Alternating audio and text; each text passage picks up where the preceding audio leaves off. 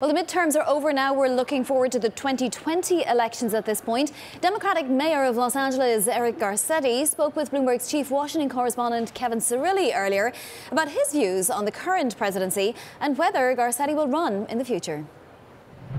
I've been straightforward and honest that I've been looking at it for some time. I think that there's really a hunger in America for leaders who work to solve real problems. And as a mayor, that's kind of what we do every single day. But I'm thinking about it, talking to my family, making decisions in the next month or two. In the next month or two, that's my next question. So what's the timetable? In the next month or two, first quarter of next year? Yeah, there's no set time for this. I have a tremendous job in a city that I love. And, part of even thinking about this is the motivation for what I can do for Angelenos in Los Angeles to even more aggressively confront climate change. And we saw the fires recently there and homelessness, which we're in the midst of fixing and making sure is better. But we want to make sure, I think, across America right now that we have a vision of more unity. And right now we have such divisive politics. I love spending time with mayors, and I think Americans trust mayors more because they know they're in that work of unifying a diverse body. I want to move on to other topics, but you said a month or two. Yep. But really you will formally announce whether, or once you decide, you'll announce within the next month or two, is what you're saying? No, I think I'll decide then. I think in that first quarter I would tell people, hey, it was great, but I decided not to, or I'm all in. It's a difficult decision, one that I'm sure you'll be talking about with your family this holiday season. You talk about these big ideas. You talk about wanting to be a doer. On the issue of something that has absolutely captivated the attention of the country is immigration. Absolutely. What specifically would you do, Mr. Mayor, to address the issue of immigration? We're a nation of immigrants. It's been the strength of this country. It's been the beacon for folks from around the world who say, I'm going to pick up that idea, that hard work ethic. I'm going to come to a place where there's great opportunity. And it's our competitive advantage in many ways around the world. It's also something that, for me, is about family. Your father, you're the son of an immigrant from Mexico. Grandson, yeah. My grandfather was carried over the border in his mother's arms as a war refugee in our southern border, then fought for this country as a veteran in World War II, became a citizen, became a barber.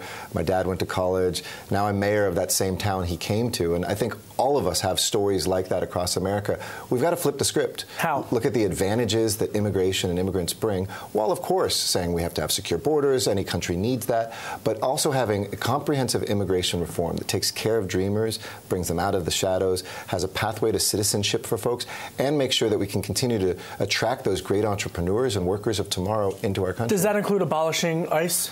No, look, for me, you can rename it, have a new mission. I've said I think ICE needs to, in the aspect of how it does civil immigration enforcement, needs to have a different mission that's been given by this White House. Going after families and separating them is not, I want them going after dangerous criminals. Right now, they're casting a wide net and picking up guppies instead of going after sharks that are out there that we all want to see deported. Governing Magazine named you last night one of the top 10 public officials of the year. You were recently, a few days ago in Philadelphia to talk about opportunity zones and getting investment into some of these cities.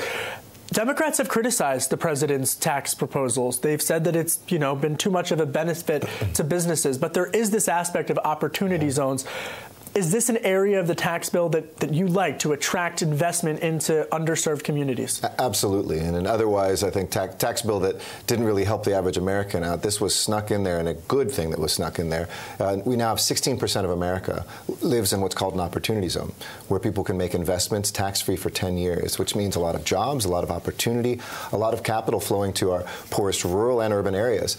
Now, here's what we have to do, though. We have to make sure it actually benefits the people that live there, that it's not just for taking tax-free profits away from a community, but that jobs are given to people who live in those areas, that there's opportunities for people who have been bypassed by our economy to have a good middle-class existence, and that's what we're focused on. I'm struck by what you said. You said this. You criticized, you made a progressive argument, but you said there's an element of what the president did that was a quote-unquote a good thing. Yeah, absolutely. If you go to Iowa, if you go to Pennsylvania even, or if you go to, upstate New Hampshire, how do you convince some of these voters who previously voted for former President Obama and then voted for President Trump that you're the right, if it's not you, someone else, but that you're the right candidate for president? Well, look, I don't fault anybody who voted for President Trump. I think he said, what do you have to lose? And so many people were so frustrated with Washington, with the corruption, the culture of corruption here, with divisiveness. They said, let's do it.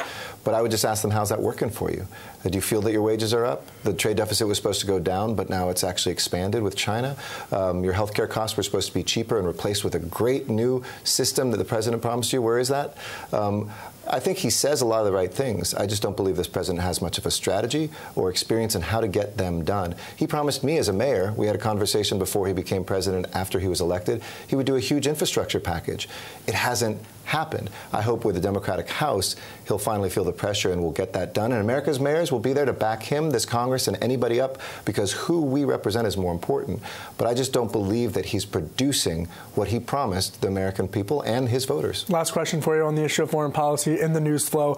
Saudi Arabia and the president's handling of the killing of U.S. journalist Jamal Khashoggi. Yeah. What should the U.S. relationship be with Saudi Arabia?